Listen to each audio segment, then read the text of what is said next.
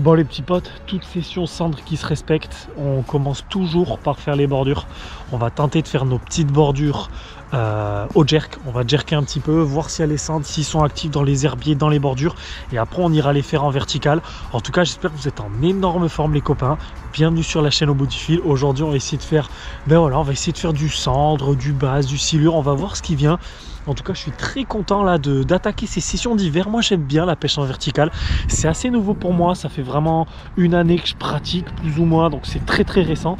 Mais vraiment, c'est un truc que j'apprends de plus en plus. Et quand il y a des nouvelles techniques de pêche à apprendre, vous savez que c'est vraiment un kiff pour moi. Et j'essaie de vous le partager au maximum. Tout au long de cette vidéo, comme d'habitude, je vous explique un petit peu les stratégies que j'utilise et que je mets en œuvre pour essayer de déclencher le plus de poissons possible. Au moins, de ne pas faire capot dans cette vidéo. Les potos, c'est parti. Bon, les copains, je ne vous fais pas face caméra. Ce sera plus facile pour vous montrer le matos. Voici ma canne pour pêcher en vertical. C'est une Action 210 MH, c'est une canne de chez Caperlan avec un petit moulinet, je crois que c'est un, je sais plus comment il s'appelle, XLR, voilà, XLR LT 2500, une tresse en 12 centièmes, un fluorocarbone en 20 centièmes.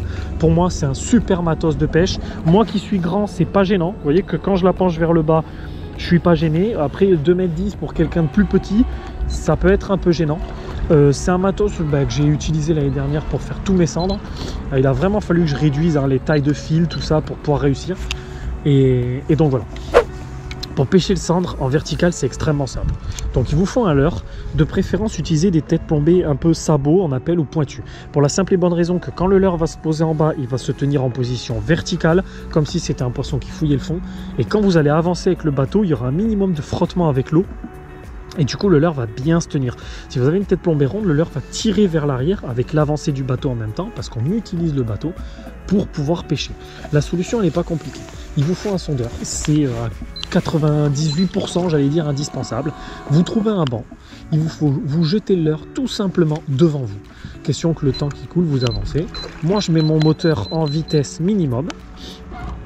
Là, je vais toucher le fond. Hein, tac, tac, tac, tac. Voilà. Voilà, on fait toucher le fond. Là, je suis à l'arrêt. Je vais reprendre le leurre, je le sens. Là, je suis au fond. Je monte un tout petit peu. Là, je monte 5 cm. Et j'avance de là, pour l'instant, 1 km/h. Et là, c'est le premier jet, le premier test. Et on va passer sous le banc. Donc, je baisse un peu la caméra. Voilà. Et là, je la tiens en porte-stylo, on appelle ça. Vous savez, comme ça. Moi, j'aime bien la tenir comme ça. Et on avance. Donc là, il y a un peu de vent. Donc, on va passer en vitesse 2. Et on avance tout doucement dans le banc. Il faut surveiller son sondeur parce que je sais que là-bas il y a 12 mètres et là je suis à 10. Et des fois je suis obligé de descendre pour pouvoir faire les poissons. Donc on va essayer ça. On va passer tout doucement. Tout doucement. Donc là je suis à 10,9 m. Voilà, je peux descendre un peu la canne. Voilà, là on a un joli banc.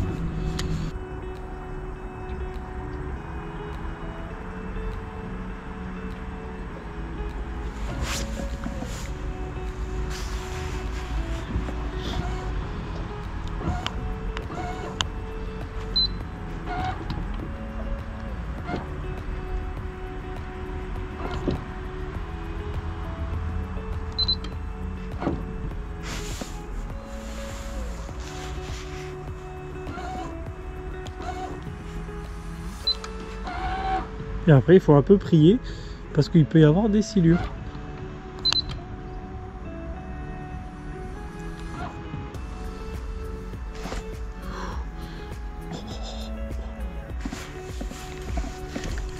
Poisson. Ouais. Ouais, je l'ai pris en posant le leurre au fond. Voilà. C'est pas plus compliqué. Je tourne un peu la canne pour pas être gêné. Ouais, c'est pas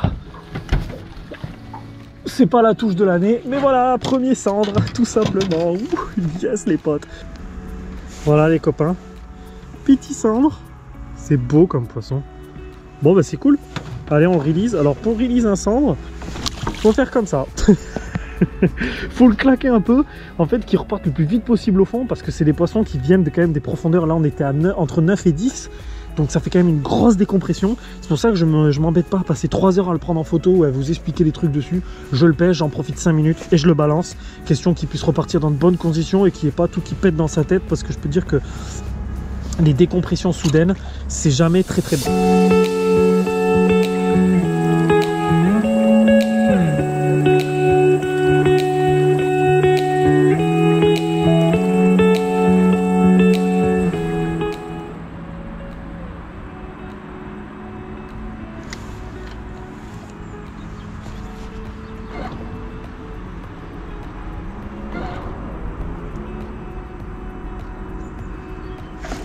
Tiens, poisson. Oh. Hop, hop, hop, hop, hop, hop, hop, hop, hop. J'ai pris une cartouche. Bon, bah, je suis content, j'ai pris une première touche. Je sais pas si je l'ai filmé ou pas. J'en ai pas la moindre idée. On verra bien. Il me semble que oui. Et je suis content, ça fait plaisir. On va y retourner.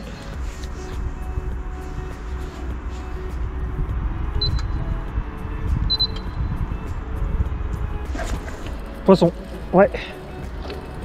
Ah, joli. Ça fait plaisir. Je sais pas ce que c'est, hein. Ça peut être un silure, mais je pense que c'est un cendre. Parce que ça n'a pas l'air trop dégueu. Voilà les potes, petit cendre. Ça fait super plaisir. Allez, on va le release un peu fort, comme toujours. Ça fait plaisir, ça fait plaisir. Allez copains. Voilà. Yes. Yes.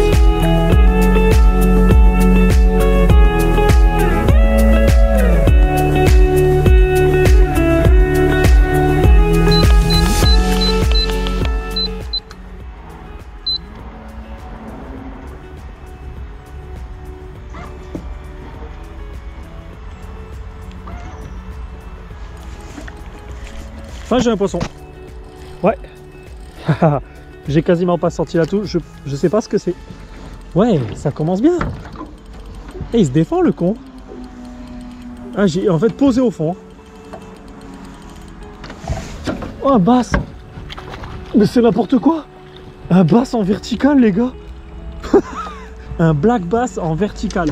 Je savais même pas. Dans 8 mètres de fond. Hein. Bon, ben voilà. Regardez ça.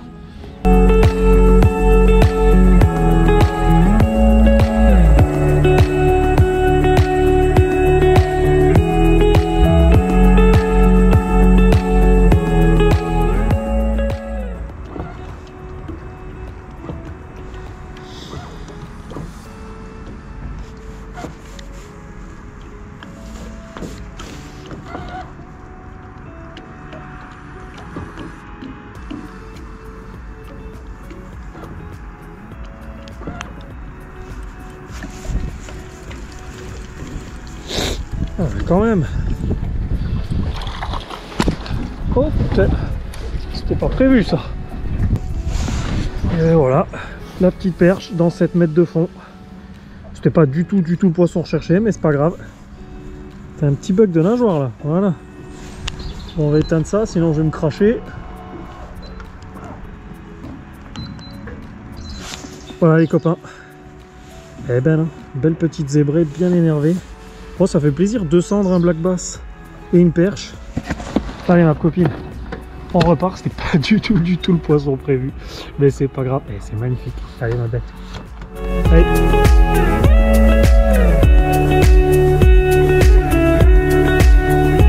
Je suis bien content là, ça fait super plaisir les potes. Petite perche bien sympa. Donc ça fait 2 cendres, un bass, une perche, donc c'est pas trop mal. Et tout au slick shad, c'est vraiment à l'heure que je vous conseille les potes, le slick shad. Cette perche je l'ai fait dans 6 mètres de fond, donc 6-7 mètres, donc on va continuer là ici pour voir s'il n'y en a pas d'autres. Après je l'ai relâché parce que dans 6 ou 7 mètres de fond j'ai pas envie de me foutre dans la merde, mais ça fait super plaisir de faire du poisson comme ça. On continue et je me gèle les gars, j'ai froid, c'est un truc de ouf, j'ai froid. Bon allez les potes, on continue, on va se mettre dos au vent, on va refaire notre ligne. Super content, on a fait le black bass dans 6 mètres de fond, c'est un truc de ouf. La perche dans 7 mètres de fond, un centre dans 7 mètres et un autre dans 12. C'est complètement hallucinant. Il n'y a aucune variable, mais voilà, la pêche en verticale, c'est une grosse histoire de patience les potes. Il faut vraiment pas avoir peur de passer du temps, de chercher les leurres, de changer de pattern. Là j'ai trouvé la pattern. Tête noire, Fox Rage, plutôt le stick shad, coloris perche un peu là, vert. Là ça marche. 21 grammes, c'est mieux, parce qu'en fait j'ai un peu de vent depuis tout à l'heure, et j'ai remarqué que vu que les poissons ils prennent un ras du fond, c'est comme ça que j'ai fait les cendres collées au fond, et il faut que mon leurre il soit vraiment bien à l'aplomb du bateau. Et si je mets un plomb un peu trop léger, forcément mon leurre il sera pas à l'aplomb du bateau, il sera un peu derrière, et des fois sur certaines sessions ça peut faire des différences.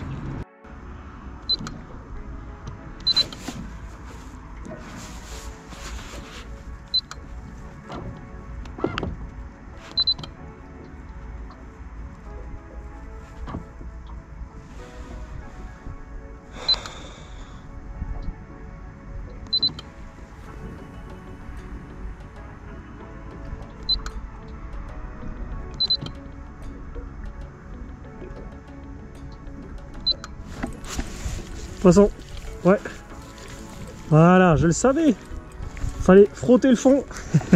Aujourd'hui il faut frotter le fond, hein. Ouais, ça se défend bien, ça ressemble à une perche, ça met pas mal de coups, ouais, ça tire un peu, hein. Ah non, c'est un sang,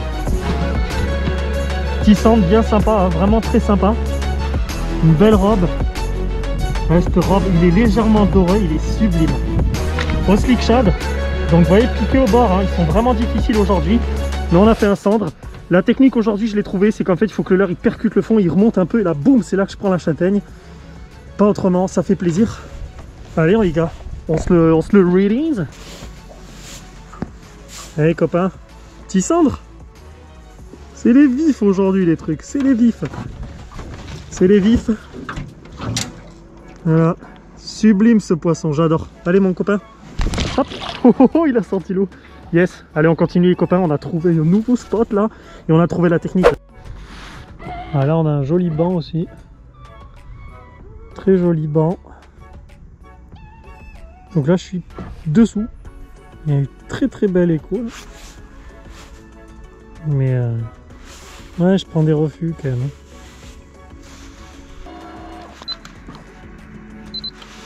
Et pour vous montrer un petit peu, voilà, en gros pour vous montrer un peu, pour vous montrer, voyez la tache jaune là, je suis au début.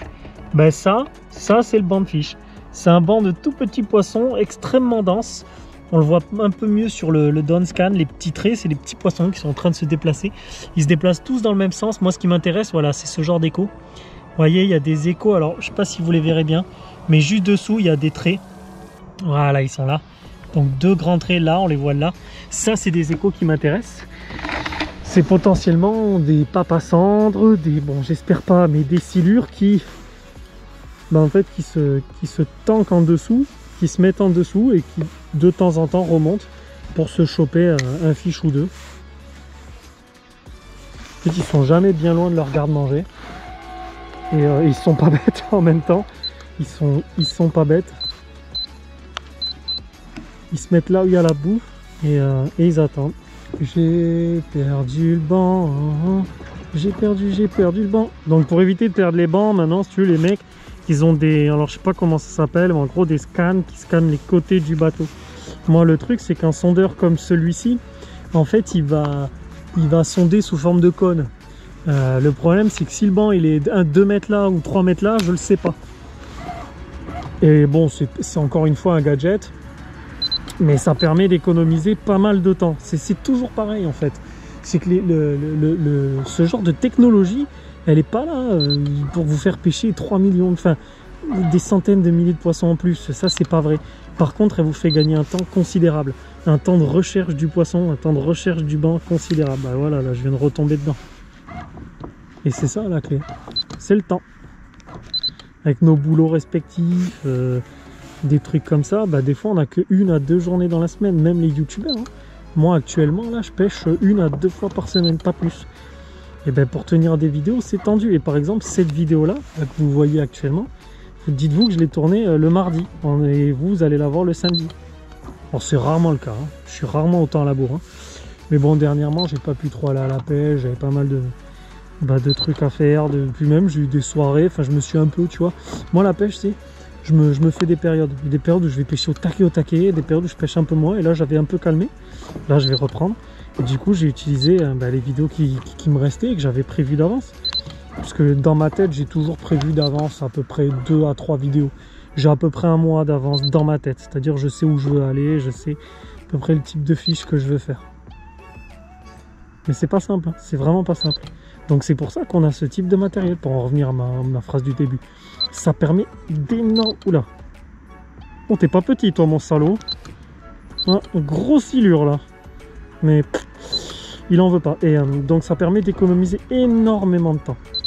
Bah les petits potes, belle session quand même, on a fait une perche, un beau bass, une belle perche d'ailleurs, et 3 cendres, vraiment une belle session, je suis très content, voilà, pour moi ça me suffit, ça me va, je suis très heureux, surtout pour une reprise un peu de la pêche en verticale. Comme vous le savez sur cette chaîne, j'essaye un maximum de diversifier les vidéos, et puis en plus moi j'adore diversifier les types de pêche, j'ai quasiment tous les types de pêche chez moi maintenant, ou pratiquement, et la pêche en verticale c'est une pêche que j'aime beaucoup, c'est très délicat, ça prend beaucoup de temps, des fois on va passer des journées à rien faire, mais quand ça marche c'est super cool. Aujourd'hui c'était je dirais une session moyenne, mais quand je vois que tous les pêcheurs que j'ai croisés m'ont dit qu'ils avaient rien fait, je suis très content d'avoir pu sortir mon épingle du jeu en changeant très régulièrement de leurre, en changeant de profondeur, en changeant de vitesse. En fait j'ai changé la technique tout le long de la journée et c'est comme ça que j'ai réussi à sortir quelques poissons, donc vraiment je suis très content. J'espère que je vous ai retranscrit ça à travers cette vidéo. Les copains, j'espère que vous avez kiffé la vidéo. On se retrouve très rapidement sur la chaîne Au Bout du Fil pour d'autres vidéos. Salut!